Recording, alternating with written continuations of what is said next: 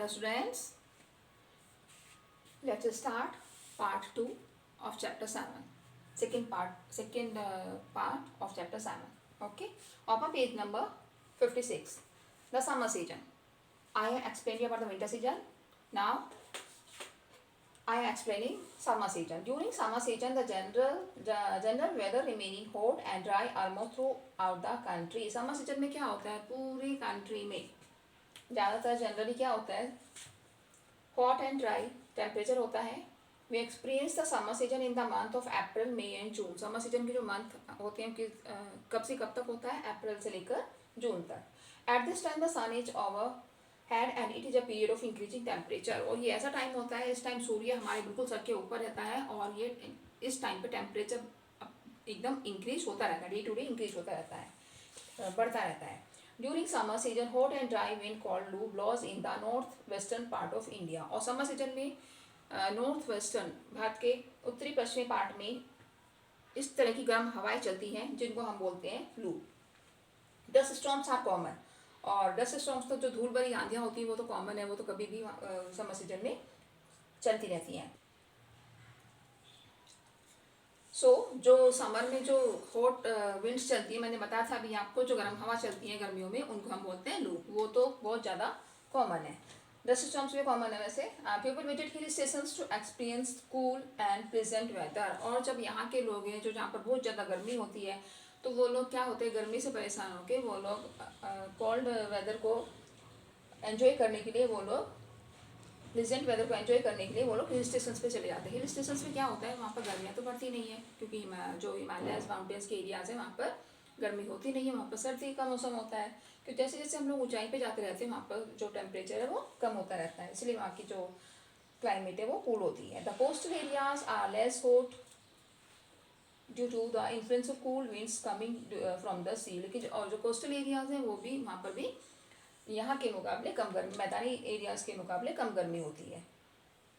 In a desert region, it is extremely hot and the weather is unbearable. Some parts of India, like Assam, get a small amount of rainfall during the summer season. लेकिन अगर हम desert area की बात करें, रेगिस्तान की बात करें, तो वहाँ पर तो इतनी ज़्यादा गर्मी होती है कि वो हम बिल्कुल असहनीय हो जाती है. अनबियरेबल मतलब असहनीय, मतलब सह नहीं सकते उसको, बहुत ज़्यादा गर्मी होती है.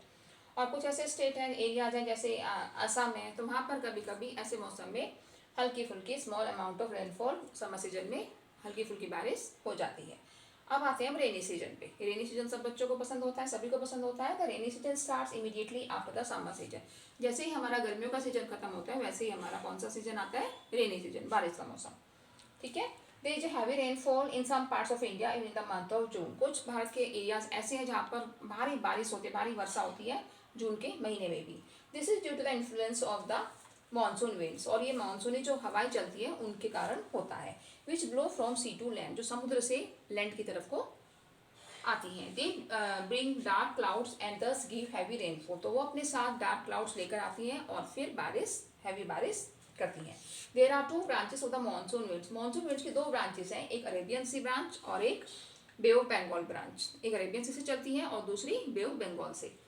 The Malabar coast is the first to get rainfall from the monsoon wind. तो सबसे पहले जो बारिश होती है, सबसे पहले जो रेनफॉल एंटर करती है वहाँ पे, वो मालाबार कोस्ट के जो एरियाज है वहाँ पे होती है. By the middle of July there is rainfall in almost every part of India. लेकिन जुलाई के बीच में, जुलाई आते आते धीरे धीरे भारत के सभी पूरे एरियाज में बारिश होनी शुरू हो जाती है. The rainy season last from the middle of June to October. और रेनी सीजन का जो टाइम है वो होता है जुलाई से, जून से अक्टूबर तक. The western coast of India gets more rainfall than the eastern coast.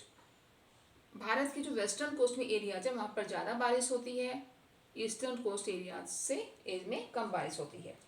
और जो Mawsynram in the Meghalaya gets a maximum rainfall. और मौसिन राम है मेघालय में, उसमें सबसे ज़्यादा बारिश होती है. मौसिन राम मेघालय में है, वहाँ पर सबसे ज़्यादा बारिश होती है. It is also famous at the wettest place of the world. और हम वर्ल्ड की बात करें, अगर हम वर्ल्ड की बात करें तो वर्ल्ड में एक मौसिन राम ही ऐसी जगह है जहाँ पर सबसे ज़्यादा बारिश होती है. अगर हम इंडिया की बात करें, भारत में पूछे, भारत में ऐसा कौन सा एरिया है जहाँ पर सबसे ज़्यादा बारिश होती है, वो है चेरापूंजी. ठीक है. और वर्ल्ड में Mawsynram. Rajasthan and run of Kutch in Gujarat gets very little rainfall, और कुछ एरियाज ऐसे जहाँ पर बिल्कुल ना के बराबर बारिश होती है, बहुत ही कम बारिश होती है, जैसे राजस्थान में, Rajasthan and run of Kutch, Gujarat में रन ऑफ कच्छ और राजस्थान में वहाँ पर बहुत ही कम बारिश होती है। अब आपका आता है सीजन ऑफ रिट्रीटिंग मानसून और ऑटम। रिट्रीटिंग मानसून मतलब मानसून का जाना और ऑटम सीजन का आना। ऑटम सीजन इज पतझड़ season. From October to November, autumn season कब चलता है? अक्टूबर से नवंबर तक। South west monsoon winds move back from the main land of India.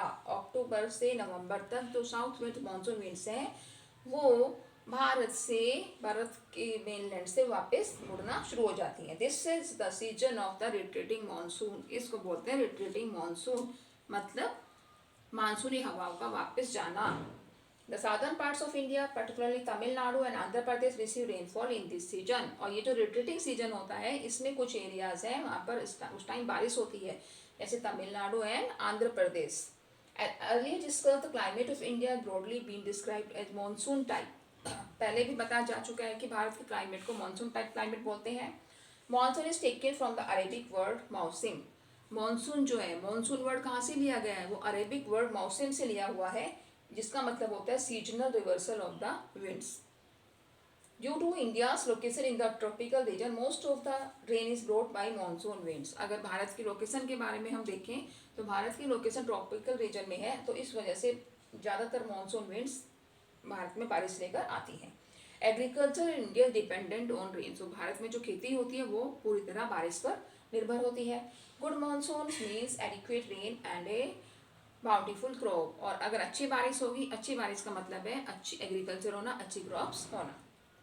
Factors affecting climate. अब नीचे लास्ट ये पैरा है, इसमें कुछ फैक्टर्स हैं जो क्लाइमेट को अफेक्ट करते हैं। हमारी जलवायु किससे अफेक्ट होती है? Climate of a place is affected by its location, altitude, distance from the sea and relief. किसी भी एरिया की जो जलवायु है वो उससे अफेक्ट होगी, उसकी लोकेशन कहाँ पे है, एल्टीट्यूड कितना, समुद्र से कितनी ऊंचाई पर है, डिस्टेंस फ्रॉम द सी, समुद्र से कितनी दूरी पर है, and relief. Therefore, we experience regional differences in the climate of India. इसी तरह से भारत की क्लाइमेट जो है, जलवायु है, अलग अलग एरियाज पे अलग अलग टाइप की मिलती है। Jaisalmer and Bikaner in Rajasthan are very hot. Rajasthan में बीकानेर, जैसलमेर सबसे गर्म क्षेत्र हैं, और जो द्रास और कारगिल है जम्मू कश्मीर में, वो सबसे ठंडे एरियाज हैं। कोस्टल प्लेसेस हैं जैसे Mumbai and Kolkata, moderate climate होती है उनकी। ना तो मॉडरेट क्लाइमेट मतलब ना तो वहाँ पे ज़्यादा सर्दी होती है सर्दियों में, और ना ही गर्मियों में ज़्यादा गर्मी होती है। They are neither too hot nor too cold. Being on the coast, these places are very humid. लेकिन कोस्ट ये किनारे, समुद्र के किनारे एरियाज होते हैं, इस वजह से इनकी जो ये जो प्लेसेस हैं ये ह्यूमिड होते हैं। ह्यूमिड मतलब थोड़ा नमी होती है यहाँ वहाँ पर। Mawsynram in Meghalaya receive the world highest rainfall. ये मैंने आपको पहले ऊपर वाले पैराग्राफ में बताया था कि जो मौसिनराम है मेघालय में, पूरी वर्ल्ड में सबसे ज़्यादा रेनफॉल यहाँ पर होती है। While in a particular year it might not rain at all in Jaisalmer Rajasthan. और अगर हम देखें किसी भी मतलब पर्टिकुलर ईयर हम लेके चलें तो राजस्थान में बिल्कुल बहुत ही कम बारिश होती है, ना के बराबर बारिश होती है। तो इस तरह से इंडिया में इतने सारे एरियाज हैं, तो देखो कितना डिफरेंसेस है। कहीं पर बिल्कुल बहुत कम बारिश होती है, और कहीं पर इतनी वर्ल्ड में पूरी सबसे ज़्यादा बारिश होती है, कहीं पर एवरेज बारिश होती है। तो ये सब उस एरियाज के जो मैंने अभी ये फैक्टर्स बताए उन पर निर्भर करता है, जैसे location, altitude, distance from the sea and relief. तो ये आपका चैप्टर था, चैप्टर 7। ठीक है, तो ये आपको वीडियो दोनों पार्ट इसके ध्यान से देखने हैं और समझना है chapter. Thank you, have a nice day.